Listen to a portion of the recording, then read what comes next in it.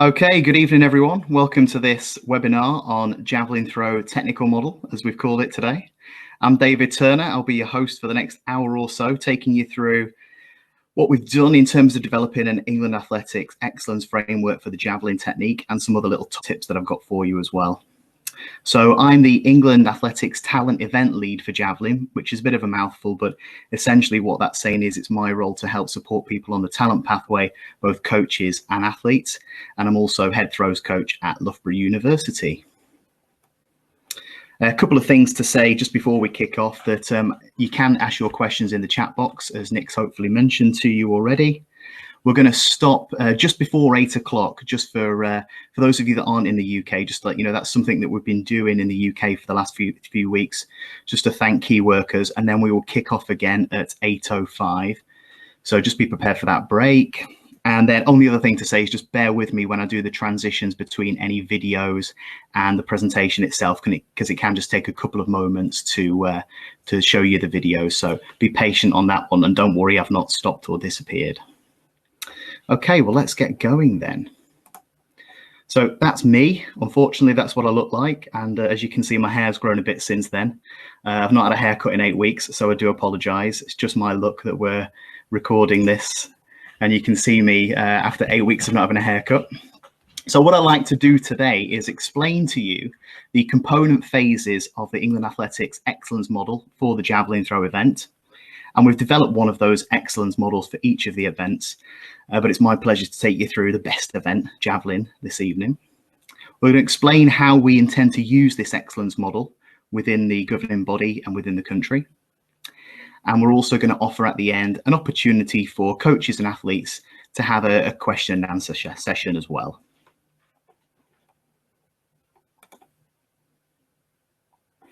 So the first thing I want to say is that Javelin is really easy.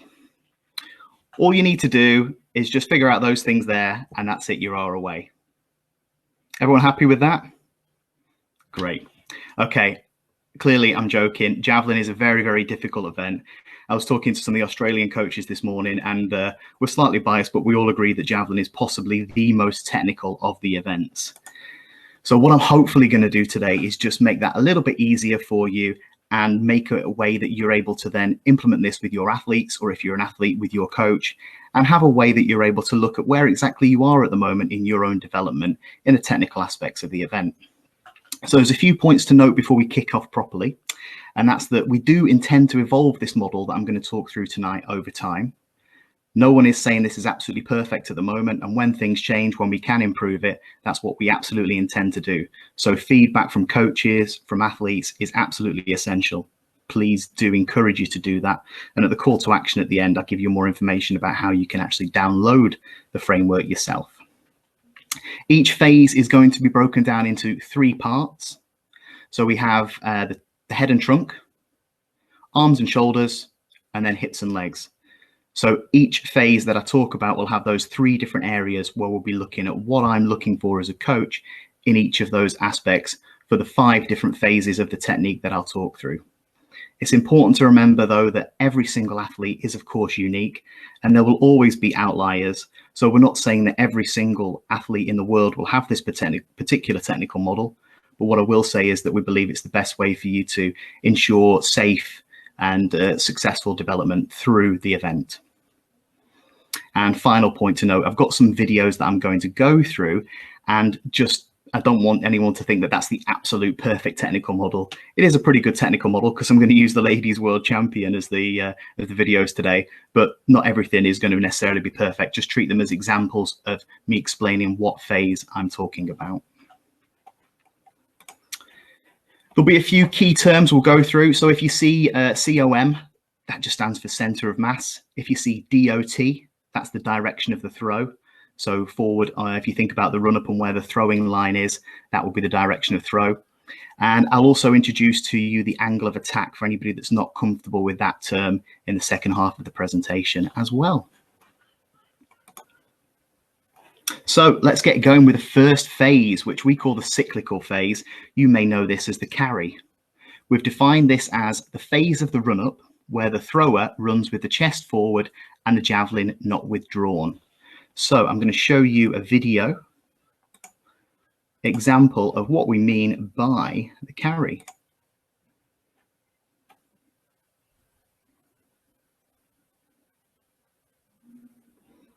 Pressure is on as we hope this works. There we go.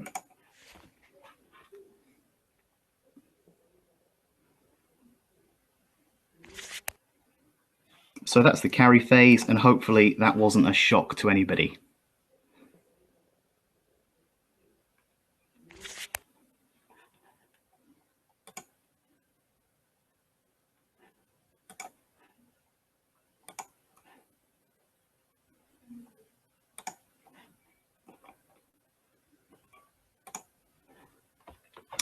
So the key components of the cyclical phase are as follows. And remember, through every one of these phases, I'll be talking about head and trunk, followed by shoulders and arm, followed by the bottom half of the body. So with the head and trunk, they should be facing forwards towards the direction of the throw, with the trunk in a neutral position. The javelin tip should be level or slightly down, and that should be medially aligned, which is just a clever term for slightly facing inwards towards the body rather than out away from the body. And the shoulders should be nice and relaxed. And then we're looking for a ball of the foot contact with athletically stiff ankles and knees. And I just put a little caveat there just to say what I mean by that is knee slightly bent, foot in a neutral position with a ball of the foot landing. So very similar to what you do in most athletic events there. So that's a nice easy one for you. I'm not going to show you the carry again because I think everyone's pretty comfortable with that, but with all of the other phases, I will show you them twice.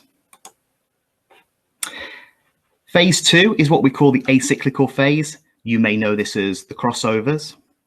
And we've defined this as the phase of the run-up where the thrower runs sideways with the javelin withdrawn, usually for 5 or 7 strides.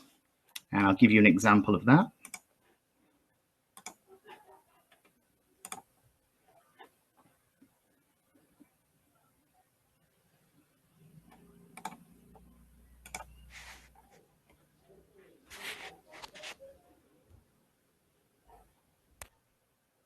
There we go. Show that one more time.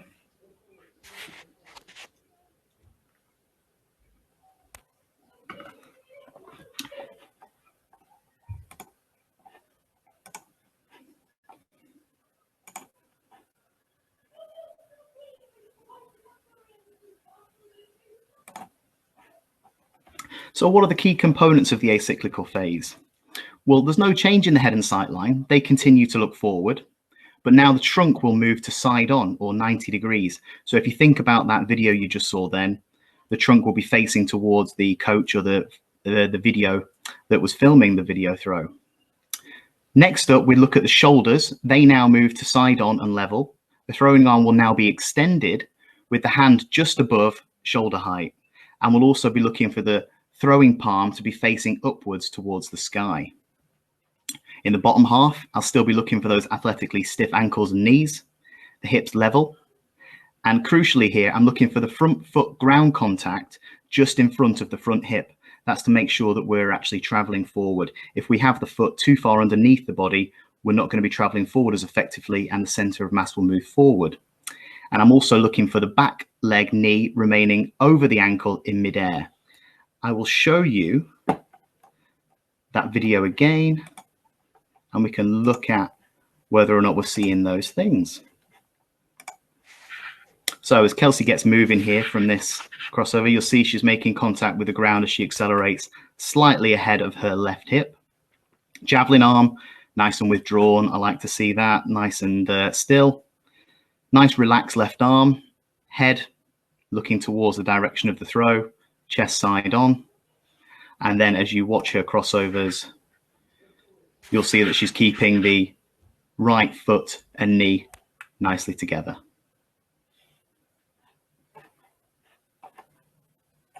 One more time.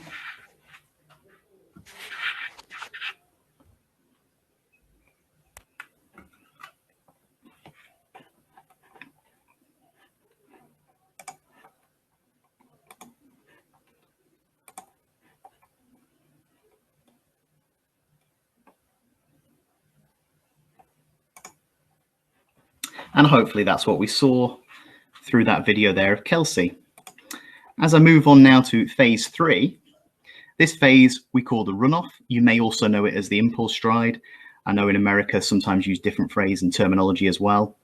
But we've defined this as the period between the penultimate front foot contact to landing on the final back foot contact. So I'll give you an example of that now. Again with Kelsey, the same throw as before. Only going to be a very short clip this time, but I've slowed it down for you. There we go, and that's slowed down to 1/8 speed. I'll show you that a few times.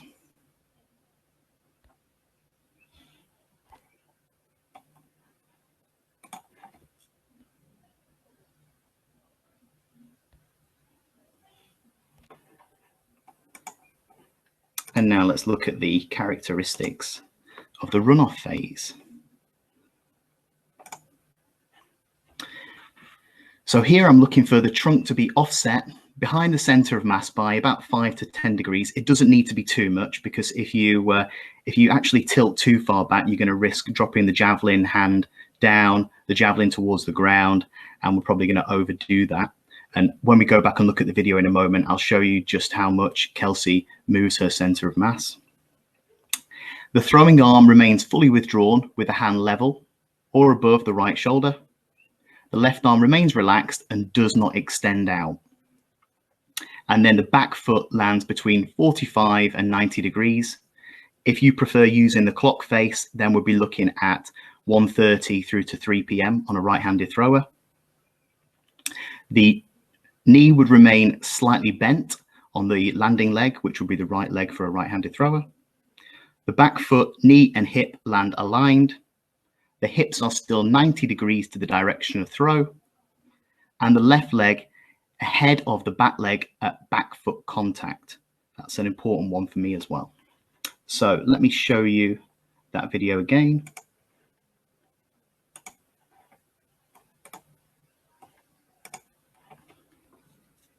Here's the initiation of the runoff with the left leg, lands on that back leg. See how the right foot, knee and hip are nicely aligned. I'll just pause it there. One more frame.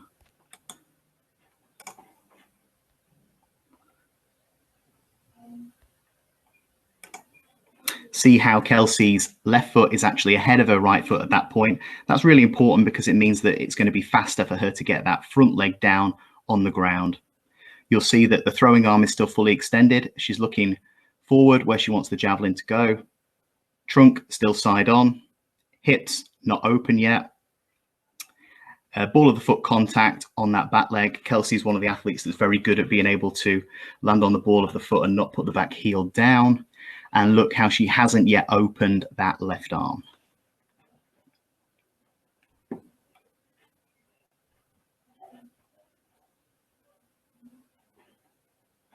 One more time.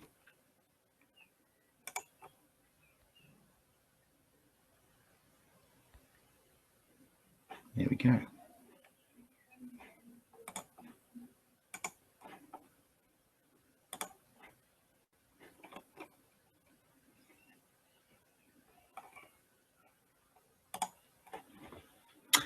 So hopefully you see there what I talked about, what we're looking for are the components of that runoff phase with Kelsey. I'll move us on to the next phase, which is phase 4. And we've called this the plant. And we've defined that as the point between the final back foot contact, so the end of that runoff phase, through to the final full front foot contact. So the point where the front foot is flat on the ground for the first time. I'll show you what I mean.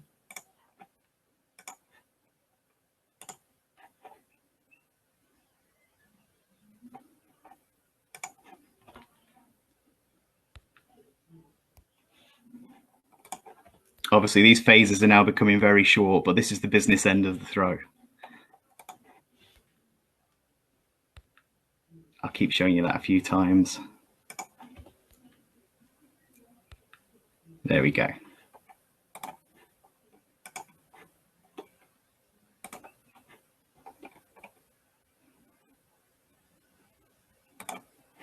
So what are we looking for in the plant phase? Well, again, and this is a pretty consistent theme, the head and sight line remain towards the direction of throw, and the trunk is still side on. So we've got that separation. The throwing arm remains extended. The throwing hand remains relaxed with the elbow level to or just above shoulder height, and that's important for safety of the thrower's throwing arm. And then active use of the left arm to create that stretch reflex. So you'll see at this point now, Kelsey has extended her left arm out, but she still remains side on with her trunk, and her throwing arm is still fully extended.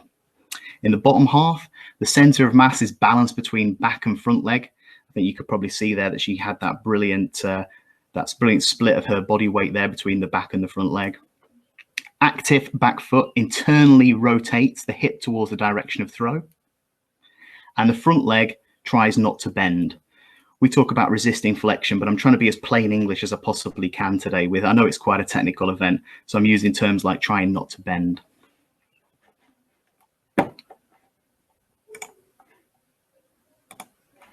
And if I just go back to that phase again, hopefully you'll be able to see some of those things I pointed out.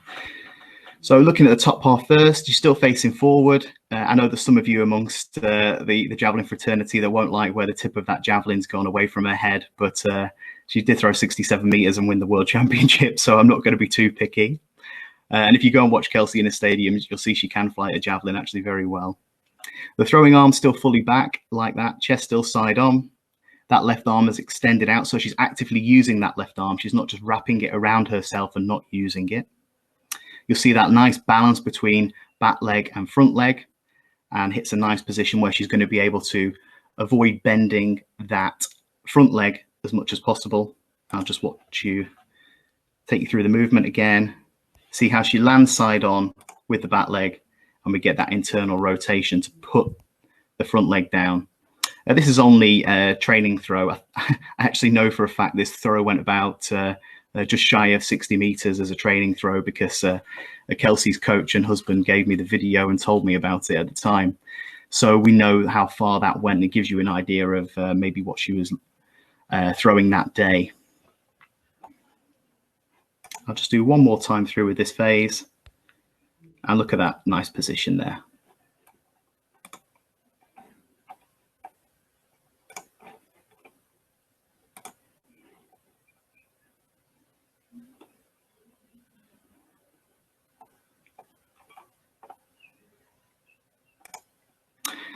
So just to recap, that's your plant phase. And now on to the fifth phase of the throw. This is what we call the delivery, and we've defined that as the throw phase, following the final front foot contact through to the point at which the hand releases the javelin. And I'll give you an example of that. I'm sure you've all seen the delivery of a javelin before, but just for consistency, let me show you the end of this throw from Kelsey. So again, we pick up where we left off.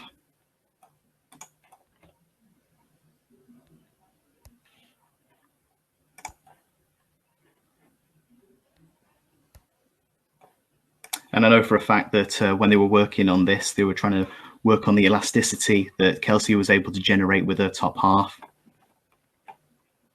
I'll take you through the points technically that we're looking for at this stage within the excellence framework, and then we'll have one more look at that throw.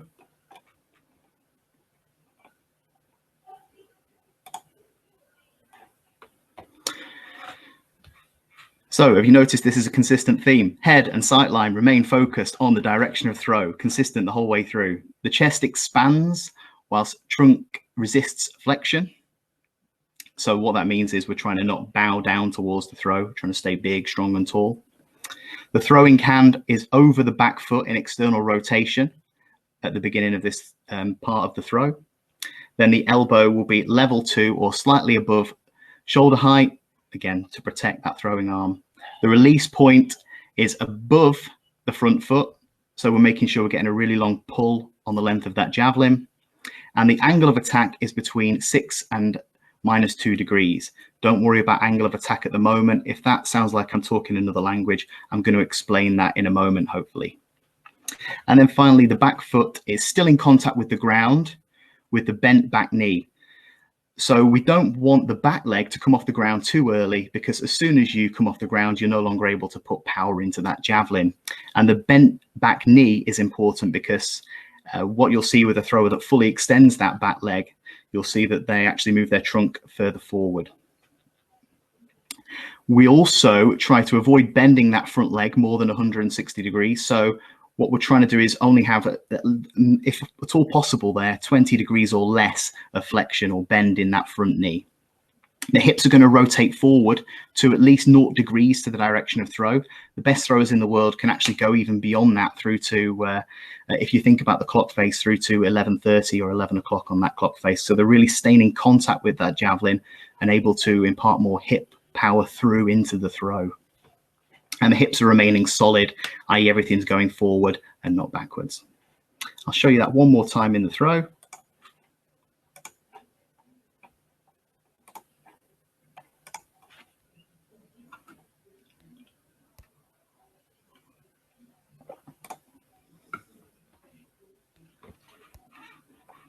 So you see, you will get a little bit of flexion in that front leg with most throwers. She's keeping that back leg on the ground as long as she can until she's delivering the javelin. The hips are rotating all the way through. She's letting go of that javelin as late as she can and coming over the top of that front leg there, if I continued the video later on. So we'll go back to the presentation. That's the last of the videos.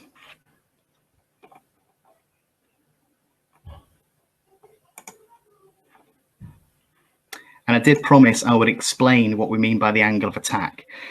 Now, this can be a little bit complicated, and I'll be honest, it's so much easier to explain this if I'm stood there with you in person and I've got a javelin as a prop to be able to show you. But essentially, the angle of attack is something that we calculate. And the way we calculate that is from, first of all, understanding what the release angle of the javelin is. And by the release angle, that's actually measured from the center of mass of the javelin. So if you see this picture in front of you here, you see the blue dot, usually round about where the grip of the javelin is. We'll regard that as being where the center of mass of the javelin is. Then we calculate the angle of attack based on the difference between that and the angle of the point, the tip of the javelin. So you'll see here with this angle of attack, this is quite a steep angle of attack. This angle is certainly more than the 6 degrees that I'm saying is my range of tolerance there. If anybody does want to know more about this, if it's worth me putting together some kind of presentation on angles of javelins or anything like that at a later stage, drop it into the conversation, and that's something we can pick up, because I'm certainly happy to do a series of these presentations if people think it would be useful to break down certain elements of the throw. So I'll leave that on there just for a moment for you to just read and digest that.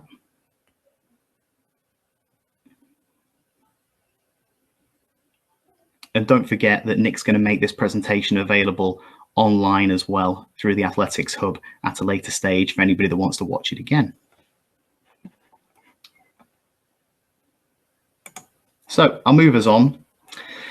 We added in the last few weeks a final, let's call it a 6th phase of the excellence framework, where we wanted to capture something that really brought to life the overall aspects of the throw. Some things can often be more than the sum of their parts when we think about a throw and the end result.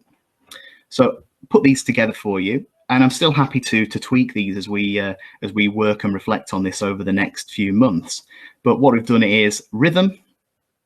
The run-up and the throw should exhibit a rhythmical element with acceleration through to landing of the run-off, then minimizing deceleration into the front foot contact. So every good throw, I'm looking for some element of rhythm to it. Sequencing, we're looking for all elements of the throw to be sequenced in the correct order, with specific attention on legs, trunk, and arms in that order. So we certainly don't want somebody to be throwing with the arm before they've used their legs and hips. And then finally, the overall result. So the overall throw should show a connection between the phases and delivers a suitable release speed for a good result at the athlete's stage of development.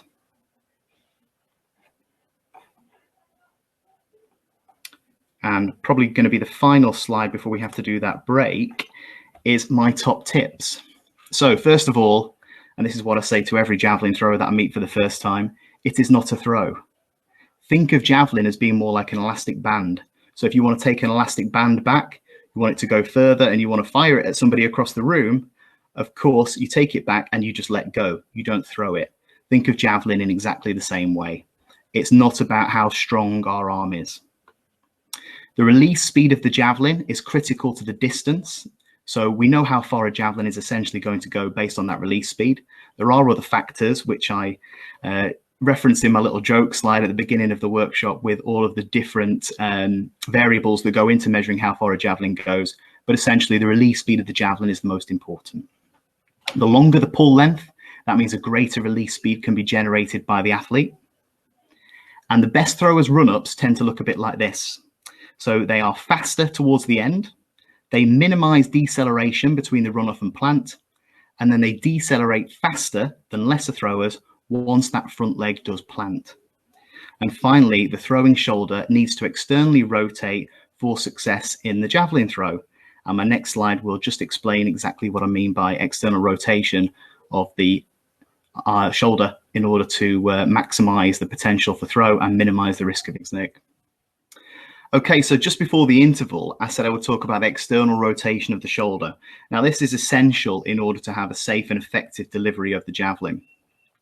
So the first thing I want to say about this is that the elbow will need to bend and come away from the head to throw the javelin correctly.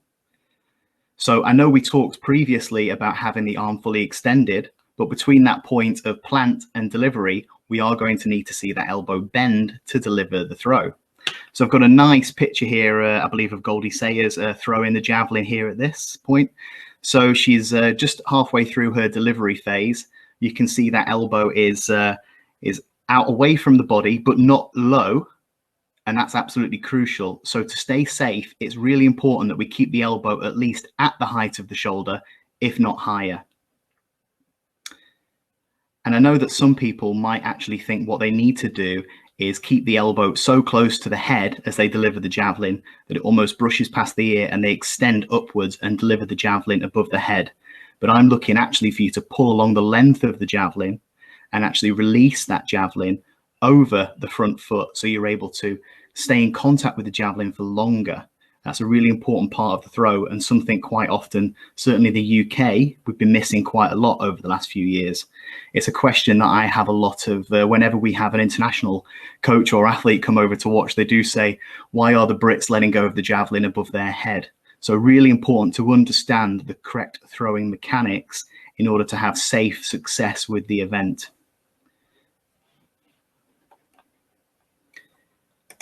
And I've just got one more picture here. A lovely overhead shot there of Goldie Sayers again, just to be consistent. Look at that really nice position there.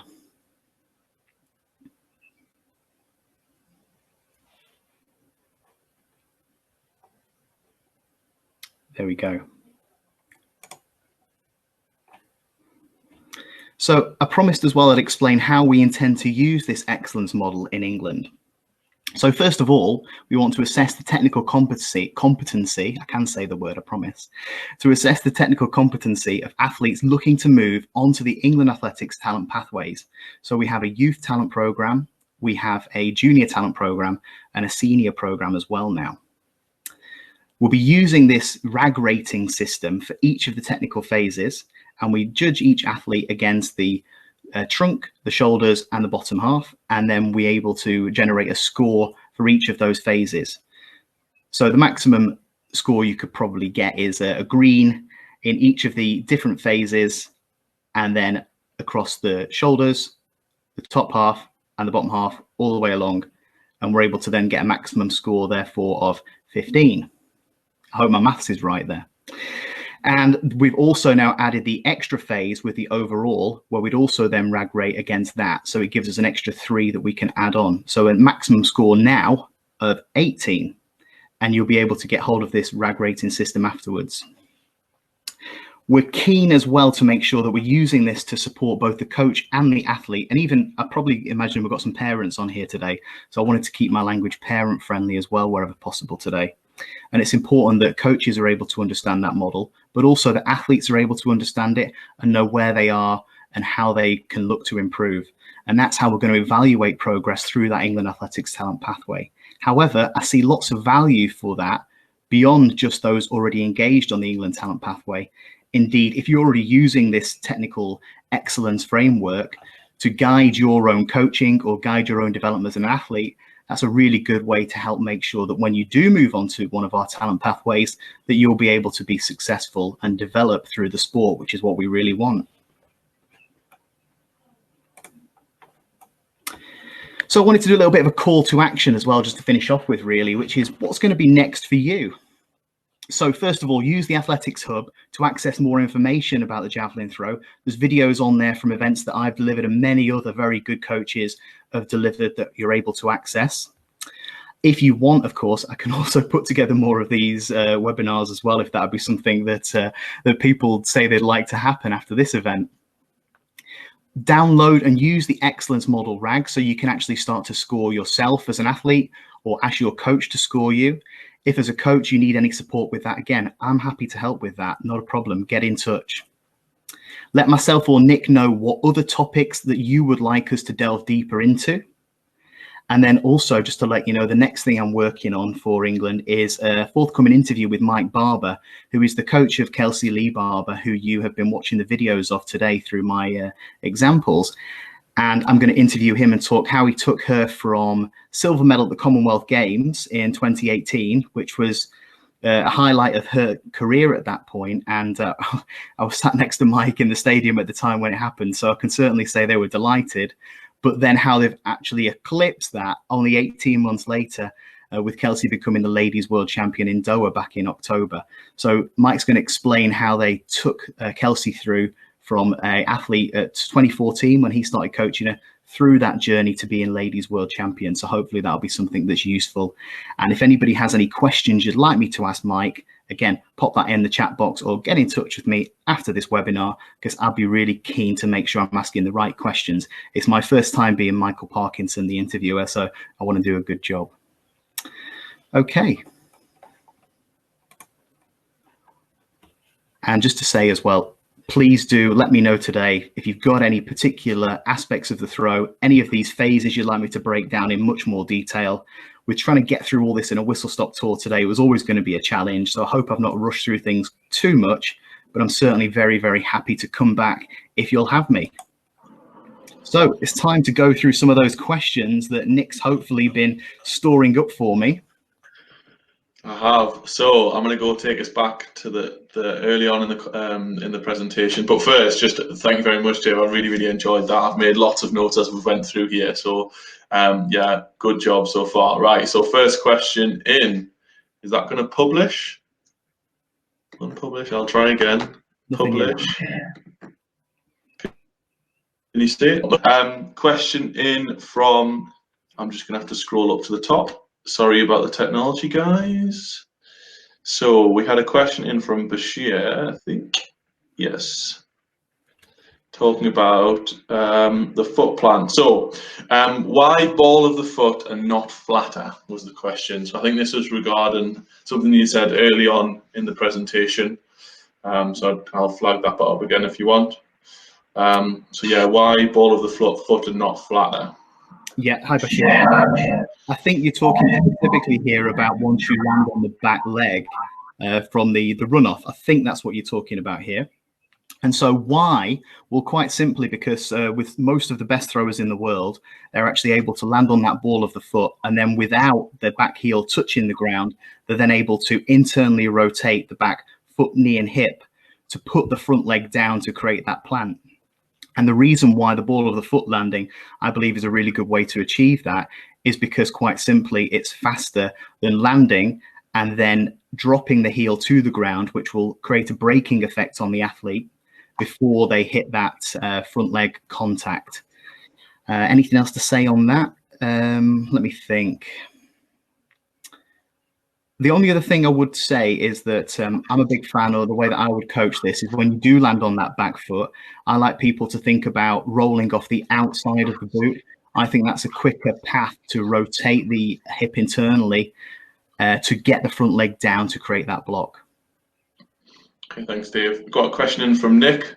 Can you talk about how you introduce an athlete to javelin and how quickly you progress them over here? So I think Nick said before he was from the US, the athletes don't get started with him until they get to college age. So can you talk about how you introduce an athlete to javelin and how quickly you progress them, please? Yeah, great question, Nick. So the first thing to say around this is that when we're working with athletes that are at that development stage, so up and through really to when they get to you as I'm assuming you might be a college coach there, same as me working in a university here in the UK. What we're looking for is them to be really good athletes first and foremost. So do you know what? It doesn't actually matter to me if they've not specialized in javelin. In fact, quite often it's much better for them to do lots of different sports. We call that sampling. It also means that if you've done lots of different sports or different athletics activities, because let's not forget athletics is a great multi-sport discipline because you've got so many different sports that live within the same sport. I think it's actually much better to introduce athletes slowly and let them develop fun aspects of throwing, running and jumping, and making sure that that really good coaching community aspect is delivered to them as young people. That's going to make them much better athletes later on. And then when they do specialize in one of the throws, ideally the javelin for me, that means that they're going to be better javelin throwers in the long term as well. We also know that those that specialize too early in power-based sports, such as our own here, we know that if they do make it to the top, they do tend to have shorter careers quite often. And their star can actually burn quite brightly, but not for very long. What I'm looking for is to take people from 18 years old through past the under 23 ranks into the seniors. That's what I'm looking to achieve as a coach and have senior success. I don't really, if you don't mind me saying, I'm not too worried about how far the best under 15s might potentially be throwing. My job is to make sure that we have senior success in the event long term, because it's really medals that count at that international senior level.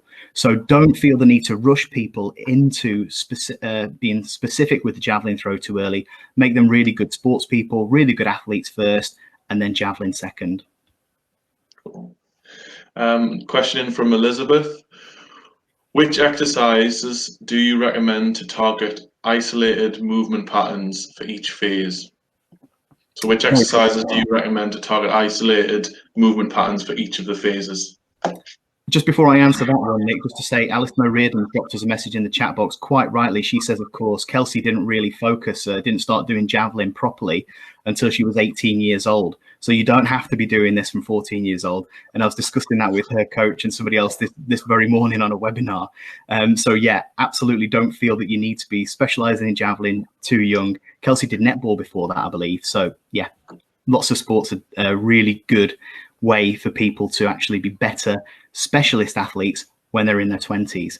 Going back to that very key point there, from the question that I had then was around different phases. Well, actually, I'll be honest here, in my own personal opinion, I'm not a big fan of breaking the phases down into static elements. I like to think about javelin as being a whole movement. So if we go back to the point that I made towards the end of the workshop, I'm just going to skip us back up. We looked at the overall. And in order for you to have rhythm and sequencing, you have to think about javelin as being a whole movement through a long process. And of course, the javelin throw does take longer to complete than any of the other throws, because you've got maybe a 20, 25 meter long run up to run down before you deliver the javelin. So for me, I'm not actually really somebody that's a big fan of breaking things down into very specific movements that only deal with one aspect of the phase of the throw. I prefer instead to think about movement through the whole dynamic element of the run and then the throw of the javelin. Cool. Thank you. Question from Laura Kerr. Big change in angle between back foot and front foot contact. What does David think about that in Kelsey's slow-mo? So the big change in angle between back foot and front foot contact. What does David think about that in Kelsey's slow-mo? So with Kelsey, she was landing, if I remember rightly, round about 45 degrees, something like that. You do tend to find with the female throwers that they will tend to have a slightly lower angle. So let's say closer to 45 degrees quite often rather than 90 degrees. And that can be for a few factors, but quite often because the Q angle of a female athlete is slightly different, i.e. their hips are slightly wider. I think you probably know why that might be. They have to do something that men don't have to do in life. So yeah, I like the way that Kelsey lands on her back leg, and the reason, in fact, one of the main reasons I chose her really as the model to use today was I love the way that when she lands on the back leg, she's actually able to control those forces and doesn't sink down as she lands on that back leg, and is able to very quickly go from that back foot contact through to putting the front leg down into that nice plant position that we showed earlier. So yeah, I'm a big fan of what she does. She's one of the athletes that doesn't allow her back heel to touch the ground when she does land on the back leg and internally rotate the hip. Does that answer the question, Laura? This is where I'm struggling to read the questions and also check the chat box. So I hope it has, Laura. We've got loads coming in, David. So I'll keep going with it. So a question in from Dominic: which moves first in the plant?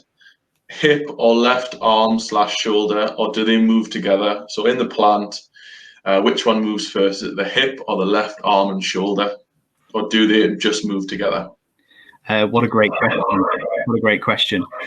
So this is where you might actually find, if you're coached by me personally, I maybe coach things slightly different to some other people. So I like to have the concept of the left arm is always moving. I like it to be nice and relaxed. So when we land on the back leg, I'm actually thinking about taking that left arm out to extend and using that to lead the hip. What I will tend to say to everyone is, I know a lot of people focus a lot about that back foot landing and working really hard to strike that hip. But what you will find is if you actively use that left arm, the hip will always follow. So I'm a big believer in keeping that left arm moving. I think it's nice. I think it helps keep you relaxed as long as you don't use it too early, as I explained in the technical model. So look at what an athlete like Kelsey does. Another athlete I really like watching the technical model of is Andreas Hoffman. Really good use of that left arm to hit a nice strong position with the left shoulder still facing towards the direction of throw as the front foot makes contact. And think less about what the arm and the left hand are doing perhaps sometimes, and more about where your left shoulder is. That would be a tip as well. Thank you. Question from Josh: which grip do you prefer an athlete use and why? So which grip do you prefer an athlete use and why? I'm a big fan of the V grip. I think it's the best grip. No, I'm joking. If you've ever been coached by me, you'll know that I absolutely hate the V grip. So my personal preference is to have one finger, your index finger, and your thumb behind the binding. I know that quite popular in some parts of the world, particularly Finland, is to have two fingers, so your index finger and then your next finger, your middle finger, behind the binding. And one of my athletes, Richard, he actually does throw that way. But my personal preference is to have one finger, your index finger, and your thumb behind the binding. The V grip that you get taught in a lot of British secondary schools, well, blimey, where do I start? The first thing I will always tell a teacher when I'm helping do some development work with them is that we get rid of that grip. There's two reasons for that. One is that just quite simply you lose control of the javelin quite easily that way. But secondly, using the V grip, you don't impart revolutions on the javelin. That's just a clever way of saying the javelin doesn't spin, and that's going to make it less aerodynamic. Cool. Got a question from Mr. Dobbing, Tom. How would you explain to a coach on why getting the angle of attack is important, and how would you coach an athlete in this regard? So you mentioned about the angle of attack. So how would you get that across to a coach and also to the athlete? Yeah, that's a great question. By the way, I hope you're doing well. First of all, just to say that I think developing the skill is a really important factor. So those of you that came to Loughborough when Thomas Roller was over last about 18 months ago, you remember one of the things he really likes doing that I'm not afraid to admit that I've copied since, is that he likes to get people to throw the javelin at different heights. It could be really low, it could be really flat, it could be really high, but developing that skill of being able to vary the athlete's ability to control the javelin. So for me, I'm a big fan of things. Maybe you would put cones out to 10 meters, 20 meters, 30 meters, 40 meters, and get athletes to start working on trying to hit the cone to begin with, and then seeing if they can go from 10 meters to hit the 20-meter cone.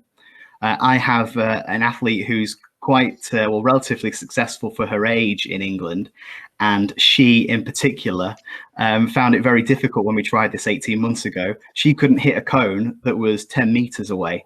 Her personal best at the time was 50 meters, but she could only hit the 30-meter cone because her motor pattern was so ingrained, she couldn't actually break that down. So one of the things we've done is been really strict with her, making sure that she can't move on until she can hit 10 meters and then 20 meters and start to think about breaking that throw down more. But yes, don't be afraid. Again, I'm going to steal from Thomas Roller here and say that he likes to use the phrase, you've got to break the system to change the system.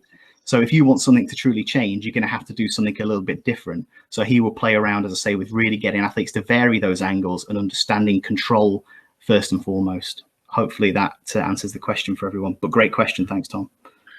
Another question from Dominic. Can you speak about rising up over the front foot at the point of throw and what coaches should look for, or cue, not cue, please? So the point when you're rising up over the front foot at the point of throw. Yeah, so I obviously stopped that particular video there before you see what happens there, but you'll see with the best athletes in the world, they'll do something of a butt kick, as you might call it, as they're delivering the javelin. So they'll come over that front leg, and then their back leg, which is for a right-handed throw will be their right leg, will almost kick them in the backside as they come right over the top and chase that javelin out. And that's all part of trying to stay in contact with the javelin for as long as possible. What I do need to do, though, is just remind you, go back just a stage, and remember what I said at that phase about not allowing the back leg to come off the ground too early. I don't want you to be thinking about that until you've actually let go of the javelin. Then you can think about coming up over the top and doing that butt kick. And again, just go and watch some of the best athletes in the world. Watch somebody like Vetter, you'll see that butt kick that he does. If you were interested as well, look at the similarities between that and cricket fast bowling. Very similar movement. Question from Bob. So combined events coaches don't get too long to train a javelin. What points are best to concentrate on? So any advice for which points for combined events coaches to concentrate on with their athletes? Yeah, first of all, as you well know, as a combined events coach, they only get 3 throws. So let's keep things as simple as we possibly can. So the first thing I will do is say that I wouldn't have javelin throwers that were actually multi-eventers coming off a full run-up with that first phase, that carry phase. Instead, I'd only usually work them off crossovers unless they were a very good thrower. So once you get to 40 meters plus, maybe 45 plus, you'd be looking at a longer run-up, perhaps with a cyclical phase, but normally crossovers only. Second thing to say is get control of the javelin. So I don't want the javelin going up really high, which is what we tend to find with many multi-eventers. Get them comfortable doing the event. More throws, the better. Up and down a field, give them a javelin to go and throw up and down a field. Just get used to having the feel for the event, pulling along the javelin, get comfortable with it. I've seen many multi-eventers that just never really truly feel comfortable holding the implement. So the more throws you can do, I think the better. I think that's the best way to approach it. And then again, keep it really simple. Teach them how to fly a javelin to begin with, and then just get them more comfortable at being able to run up from the crossovers and deliver. I do have a personal preference in the way that I teach multi-eventers with their crossovers. I ask them just to start off slowly and get faster with each front foot contact. I keep it as simple as that.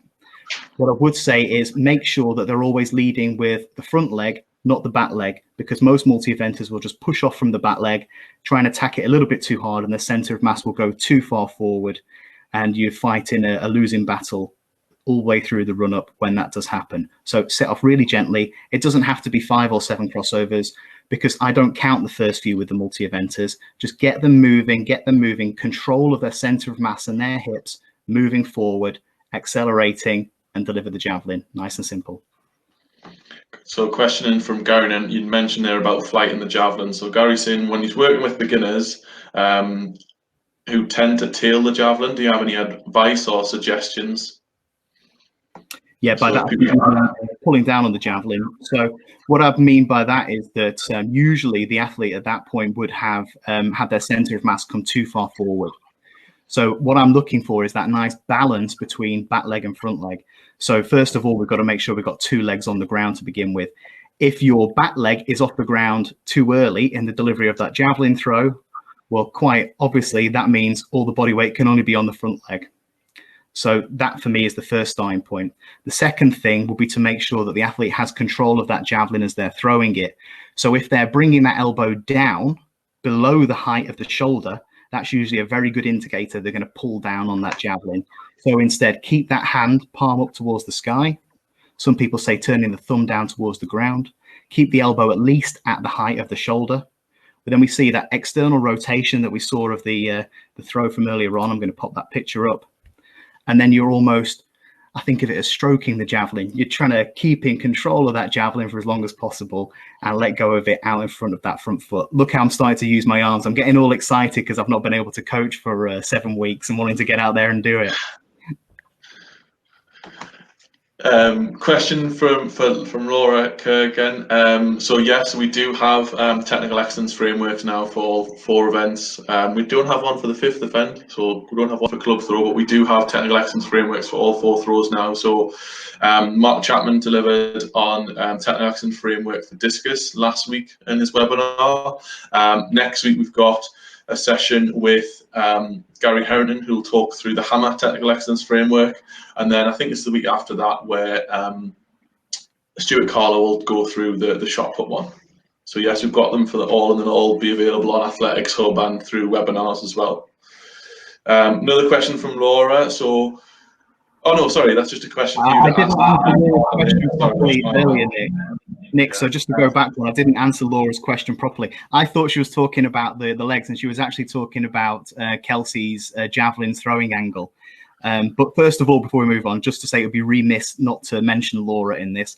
Laura was one of the people that helped when we initially began working on what that technical excellence model would look like for the event. So thank you, Laura, for the help in that. I'd be wrong not to acknowledge that as well. This isn't Dave Turner's work. This is the work of quite a lot of people like Laura, Mike Barber, and other international coaches that I was happy to spend some time with in Dubai last year.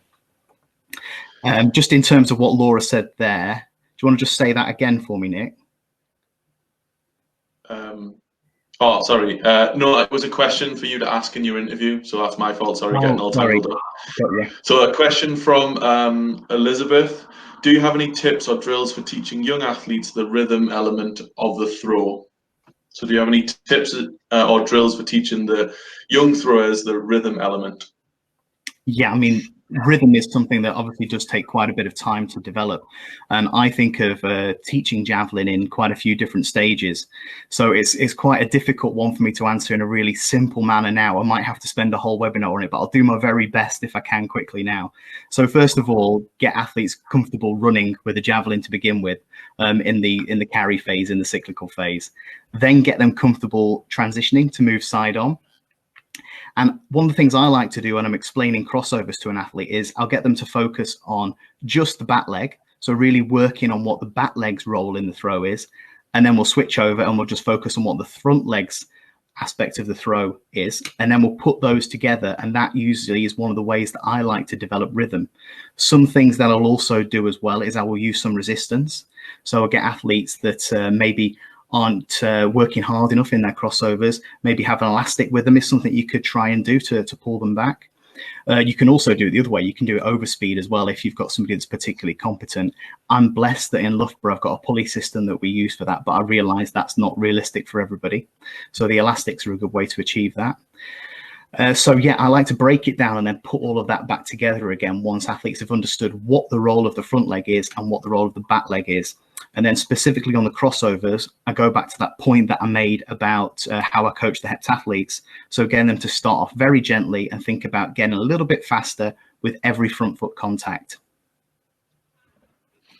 Cool. Question in from Michael. How do you maintain speed between the cyclical phases through to delivery? What sort of exercises or cues help? Well, first of all, we're looking for a high level of physical speed. So it's very difficult to maintain that speed through the run up, the run off, and then up to that plant phase when we're looking for that rapid deceleration. Of course, first of all, you're looking to have the physical characteristics for the body to be able to cope with that. So the best throwers in the world can achieve run up speeds, top speed of in excess of 7 meters per second, which is really starting to move quite quickly. And then we're looking for that rapid deceleration as well. Yeah, does that kind of answer the question? Hopefully. I'm trying to crack through the chat box. There's just lots of really good things coming in about how good the model is and how good the presentation was. So, Just to reiterate as well, I do want to improve this model. I think there's much more we can do. If I need to make it a little bit more plain English, then please do, everyone, give us that feedback, because that's how we're going to make this better. And it's something that isn't for us to sit there and look at in a framed picture on the wall. It's something that's live, it's out there. We want to keep it improving. So please do give that feedback to us. Nobody's going to be offended, because nothing's ever going to be perfect. no. So, question in from Steve: during the acyclical phase, should the driving knee be exaggerated or relaxed to suit the athlete? I think most things I'd say, let's look at the athlete's style first before we try and impart something specific. But as a general rule, I like to think of the foot and the knee staying relatively close to each other. So what I don't want to do is have the foot going out far ahead of the right knee on a right-handed thrower. When you get that big diagonal angle, you tend to find that you're working really, really hard, but you're not really going anywhere. So I'm a big fan of making sure the knee stays with the foot, and then we get that down and we're able to impart force onto the ground. That was my big flaw as a thrower myself, along with my lack of ability and physical characteristics. But certainly one thing you would find is I'll be working really hard in the run-up, but I wasn't going anywhere because I was just flicking my foot out ahead of me. And then before it touched the ground, it'd come back in to where it started.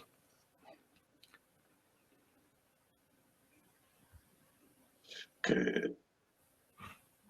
Question in from Nick: so how do we sign up for those the hammer and shot webinars?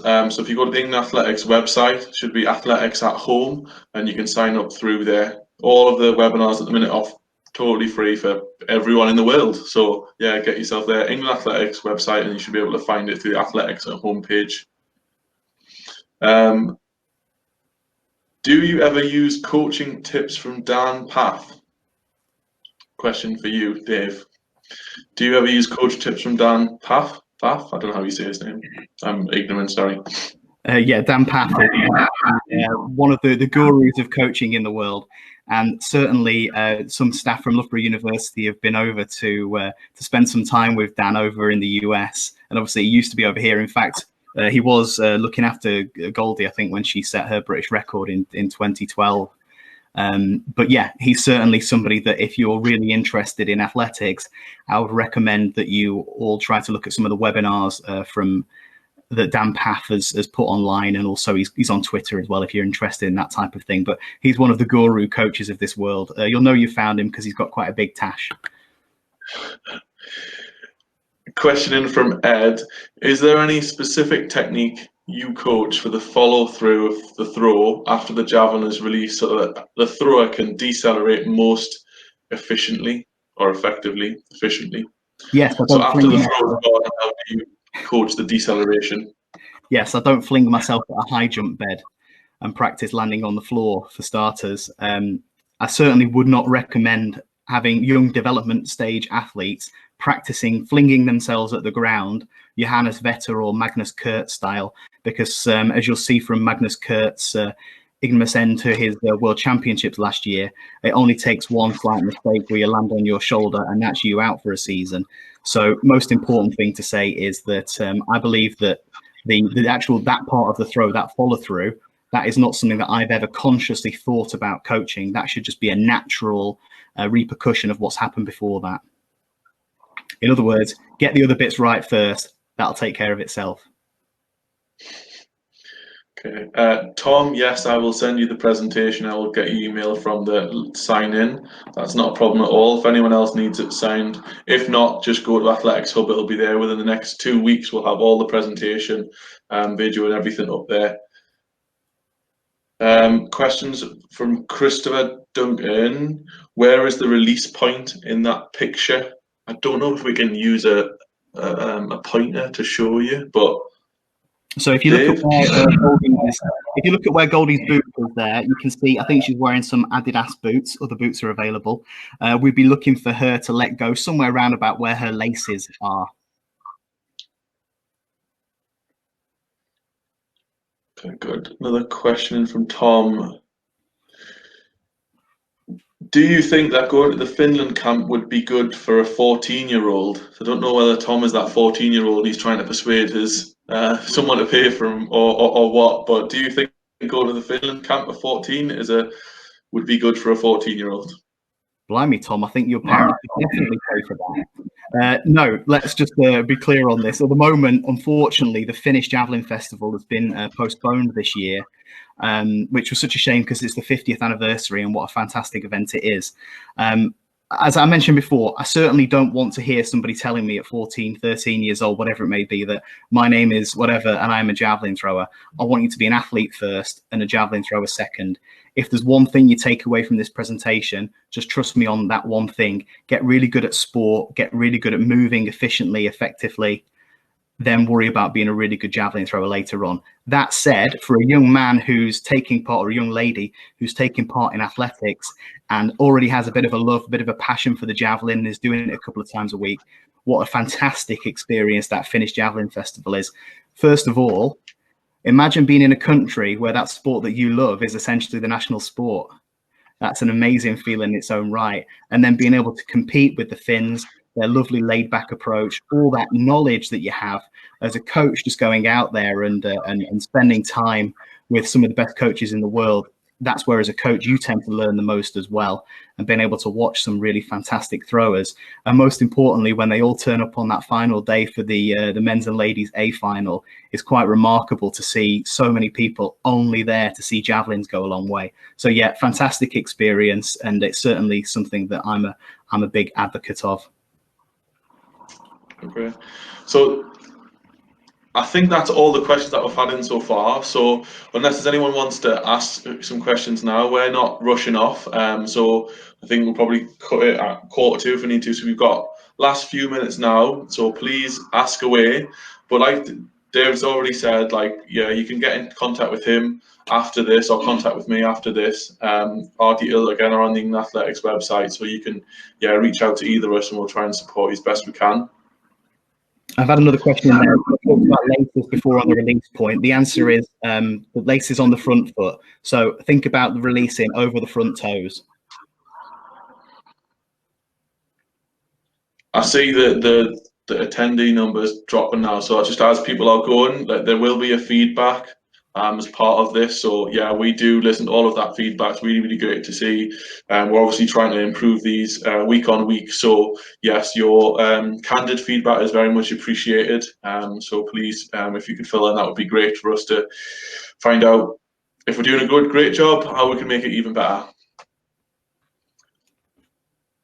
So thank you all for coming along. So last couple of minutes now, if there's any questions, by all means, fire them away.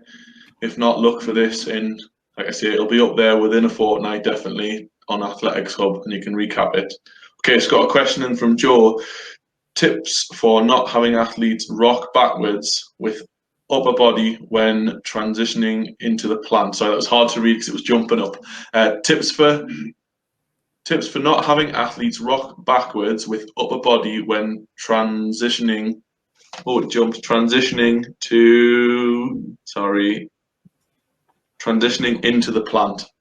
Yeah, David. So what I'd say there is at that point, when we land on that back leg, we're looking for quite a lot of what we call eccentric strength. So essentially what I'm looking for is when we land on that back leg, that it doesn't sink.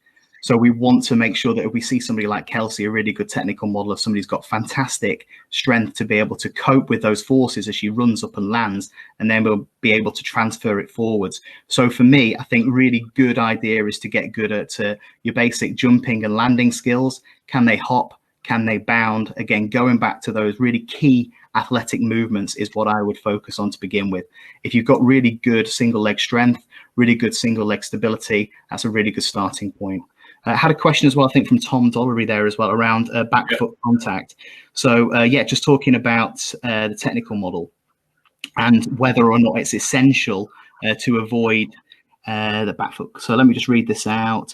Would you say that back foot contact depends on athlete style in the throw, as some athletes have a flat back foot contact? And when I was in Finland, I noticed a lot of throwers had a heel plant back foot contact. Yeah, so that's definitely a different style that was particularly common, certainly Eastern Europe, Soviet countries, that type of thing, where they would actually land heel first. And there are some big advocates of that. blimey, at this stage, at 8:45, I would probably have to do a whole separate presentation another day on my thoughts specifically on that. But yeah, there are athletes that actually do allow their heel to touch the ground before they deliver.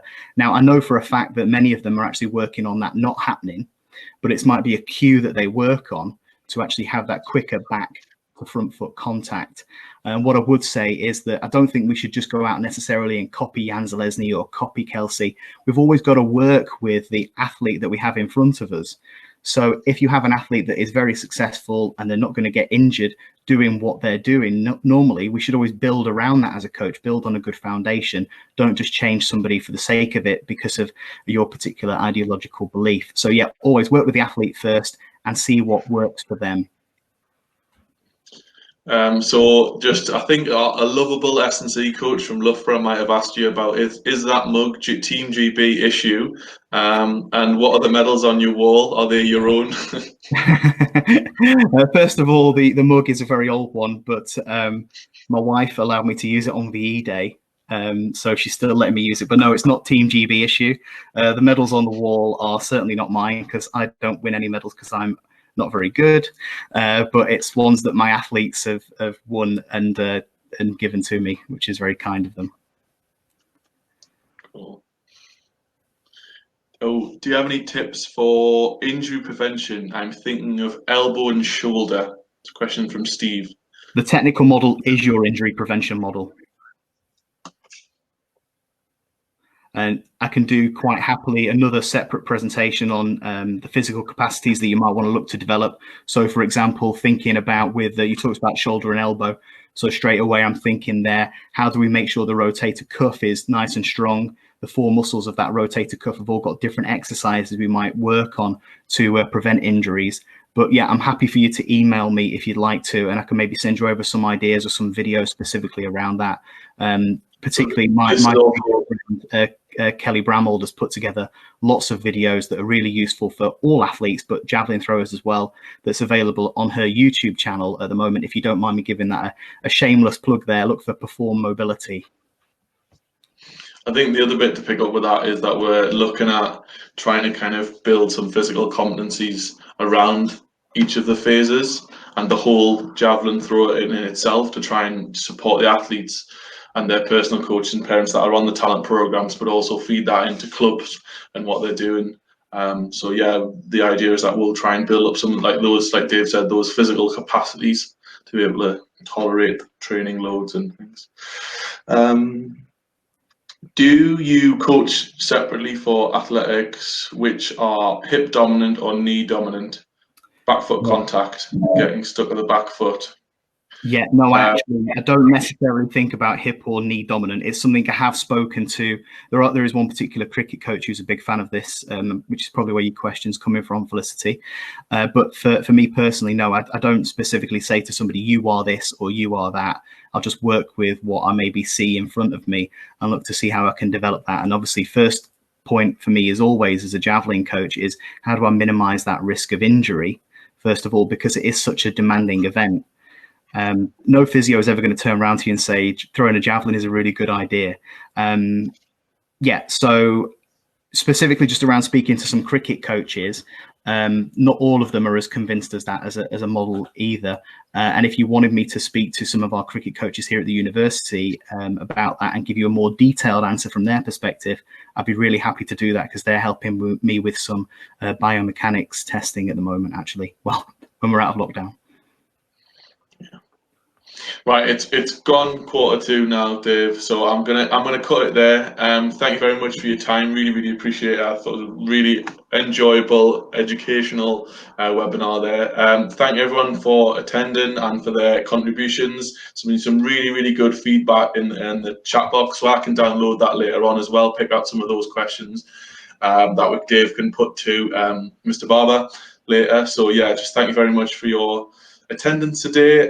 There will be another webinar, same time, same place, next Thursday night with Gary Houghton on Hammer. So I hope as many of you can join us there. So thank you very much and stay safe. Good evening.